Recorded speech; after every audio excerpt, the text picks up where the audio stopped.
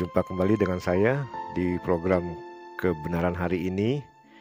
Dan hari ini kita masih membahas Injil Matius pasal 5 ayat 14-16. Tema besar kita adalah menjadi terang. Dan hari ini adalah bagian yang ketiga atau bagian yang terakhir dari kita menjadi terang. Sebelum kita membaca Alkitab kita, mari kita mau sama-sama berdoa. Bapa, dalam nama Yesus kami bersyukur hari ini kembali kami merenungkan firman-Mu dalam Injil Matius pasal 5 ayat 14-16, menjadi terang.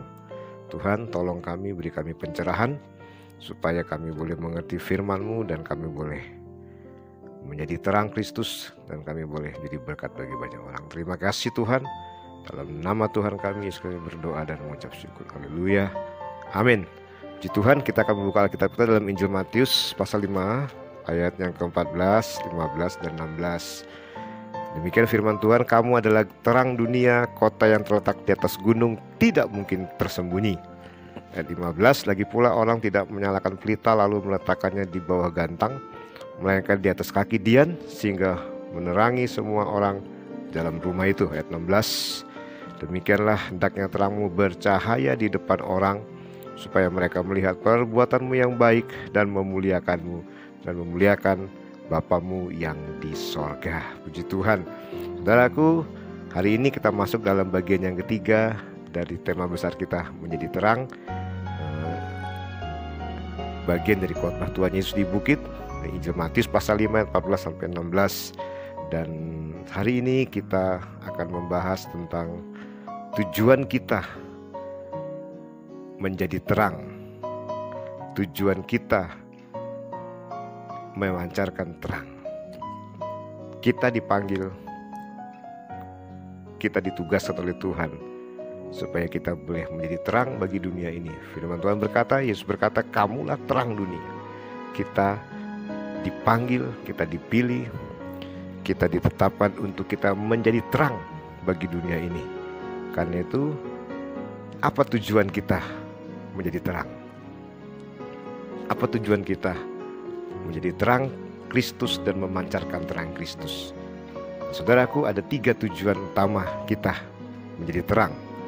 Yang pertama adalah ayat yang ke-15. Alkitab berkata, lagi pula orang tidak menyalakan pelita lalu meletakkannya di bawah gantang, melainkan di atas kaki dian, sehingga menerangi semua orang yang ada di dalam rumah itu. Saudaraku, yang pertama, tujuan kita menjadi terang adalah kita harus menerangi banyak orang.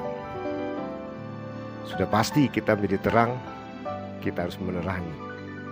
Kita berkata bahwa menerangi semua orang di dalam rumah itu. Semua orang diterangi oleh terang kita. Kita menjadi terang, kita menerangi banyak orang. Artinya kita menjadi berkat bagi banyak orang. Terang kita menjadi berkat bagi banyak orang. Kita menerangi kehidupan banyak orang. Orang-orang yang sudah ada dalam kegelapan, hati yang gelap, kehidupan yang gelap. Orang-orang yang hidupnya ditutup hatinya oleh kuasa-kuasa kegelapan.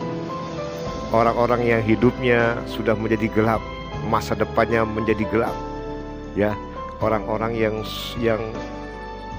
kehidupannya suram, serasa gelap. Nah, kita hadir sebagai orang-orang percaya. Kita menjadi terang.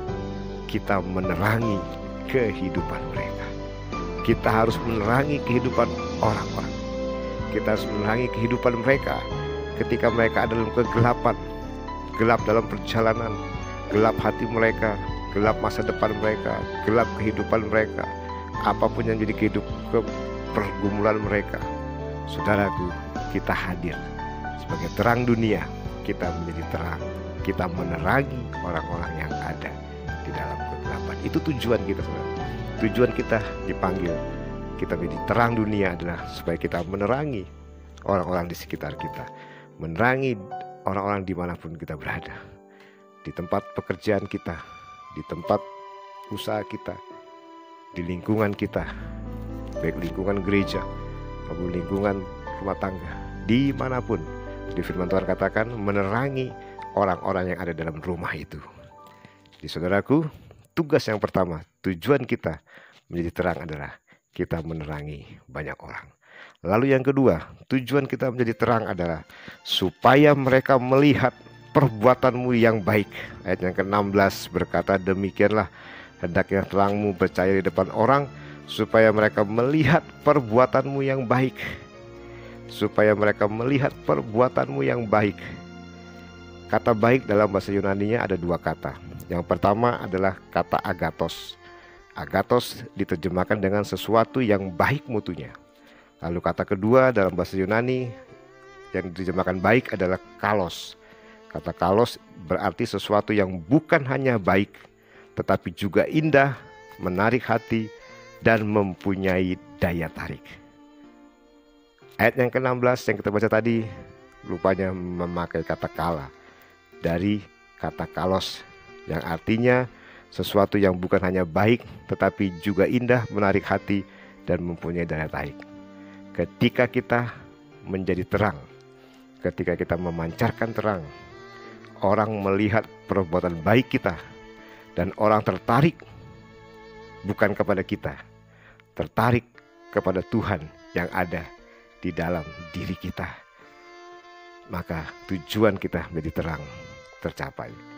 Kita menjadi terang supaya perbuatan baik kita dilihat oleh orang, dan kita menjadi magnet. Perbuatan baik kita menarik orang untuk datang kepada Tuhan. Ketika kita menjadi terang, orang akan melihat perbuatan baik kita, dan orang akan tertarik kepada Kristus yang ada dalam kehidupan kita. Lalu yang ketiga, tujuan kita menjadi terang adalah supaya nama Tuhan dimuliakan. Ayat yang ke-16 bagiannya ke B, dan memuliakan Bapamu yang di sorga. Ya, tujuan kita menjadi terang adalah supaya nama Tuhan dimuliakan. Bukan nama kita, bukan nama organisasi kita, bukan nama perusahaan kita, tetapi nama Tuhan dimuliakan lewat kehidupan kita. Kenapa? Karena kita menjadi terang. Ketika kita menjadi terang, tujuan kita yang ketiga adalah supaya nama Tuhan dimuliakan lewat hidup kita sebagai terang dunia. Ketika kita memancarkan kebaikan, orang akan melihat, orang akan tertarik kepada Tuhan, dan nama Tuhan dimuliakan. Orang akan memuliakan nama Tuhan, meninggikan nama Tuhan, karena hidup kita menjadi terang bagi banyak orang. Puji Tuhan saudaraku, biarlah hari ini kita terus hidup menjadi terang, terus kita memancarkan terang. Biarlah tujuan hidup kita sebagai terang dunia, kita bisa menerangi banyak orang yang ada dalam kegelapan, yang dalam kegelapan hidupnya, hatinya, pikirannya, yang ada dalam kegelapan jalannya, masa depannya, apapun. Kita hadir, kita menerangi hidup mereka. Lalu yang kedua, tujuan hidup kita sebagai terang dunia, tujuan kita menjadi terang adalah supaya mereka melihat perbuatan baik kita, kalos perbuatan baik kita, sehingga mereka bukan cuma sekedar melihat perbuatan baik kita yang indah, tapi juga mereka tertarik kepada Tuhan. Dan yang ketiga adalah supaya nama Tuhan dimuliakan. Mereka akan memuliakan nama Tuhan ketika kita menjadi terang bagi banyak orang. Jadilah terang bagi banyak orang. Tuhan Yesus memberkati kita semua. Shalom. Mari kita berdoa. Terima kasih Tuhan, Engkau baik buat kami. Kami bersyukur hari ini kami sudah belajar firman Tuhan. Dan biarlah kebenaran hari ini boleh menjadi kekuatan buat kami, untuk kami sebagai terang dunia hadir menerangi banyak orang yang dalam kegelapan. Sebagai terang dunia kami menyatakan perbuatan baik kami, sehingga orang tertarik kepada Kristus. Dan supaya kami Tuhan Yesus, supaya lewat hidup kami sebagai terang juga Tuhan, nama Tuhan dimuliakan dan ditinggikan. Terima kasih Tuhan. Kami bersyukur buat firman-Mu dalam nama Yesus. Kami berdoa dan bersyukur. Haleluya. Amin.